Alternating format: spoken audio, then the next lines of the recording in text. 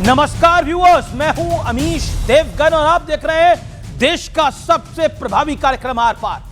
दिवाली बीत गई लेकिन सियासी पटाखे अभी तक फूट रहे हैं। कोई कह रहा है कि माता लक्ष्मी की पूजा करने की क्या आवश्यकता है, क्या जरूरत है, क्योंकि धन की लक्ष्मी की पूजा करने से कोई धनी नहीं होता।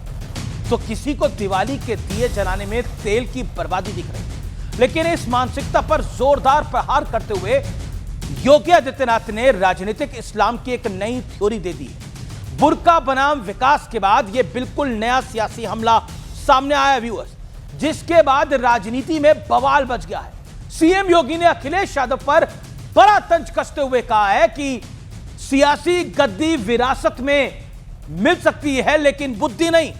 इन सब के बीच यूपी से बिहार तक वोट बैंक की खींचतान शुरू हो चुकी है। तेजस्वी से लेकर असदुद्दीन ओवैसी तक हर कोई वोट बैंक की लिए तरह तरह के दांव चल रहा है। लेकिन आज सबसे बड़ा प्रश्न है कि क्या वाकई विपक्ष पर राजनीतिक इस्लाम वाले वार में दम है। आज इसका मैं संपूर्ण विश्लेषण भी करूंगा और आपको दिखाऊंगा।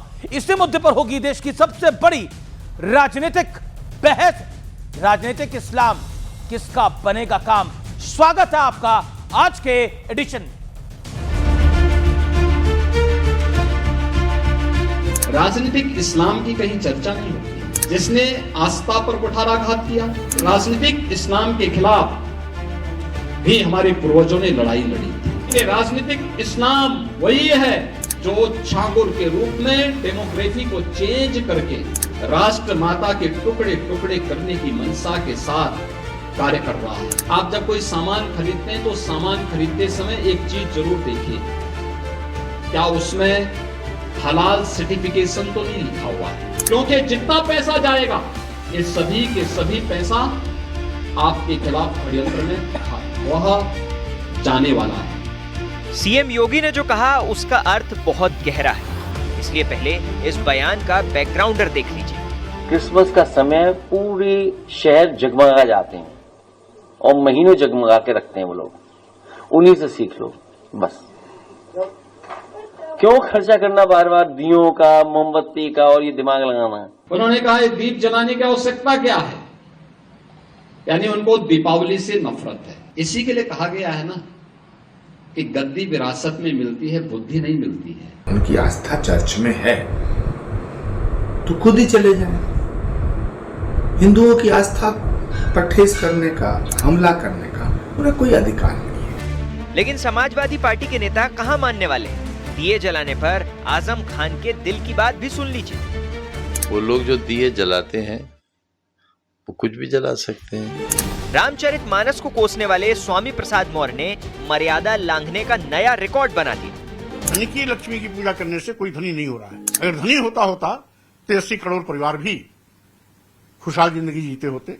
जहां लोग लक्ष्मी को जानते नहीं, अमेरिका, जापान, आर्थिक विकास में सब अगली कतार में खड़े दिखाई पड़ रहे हैं। जहां भारत में धन की देवी की पूजा होती हो वो कंगाल क्यों। अब बिहार का सियासी दर्शन कीजिए, जहां वोट बैंक पर भारी खींचतान है। क्या राहुल, क्या तेजस्वी और क्या ओवैसी। वोट बैंक का सियासी चक्कर ऐसा है, ये सब घुसपैठियों के समर्थन पर उतर आए। उधर बीजेपी पर भी ध्रुवीकरण का आरोप लग रहा है। तो आज इसी पर होगी देश की सबसे बड़ी पॉलिटिकल डिबेट, राजनीतिक इस्लाम किसका बनेगा काम।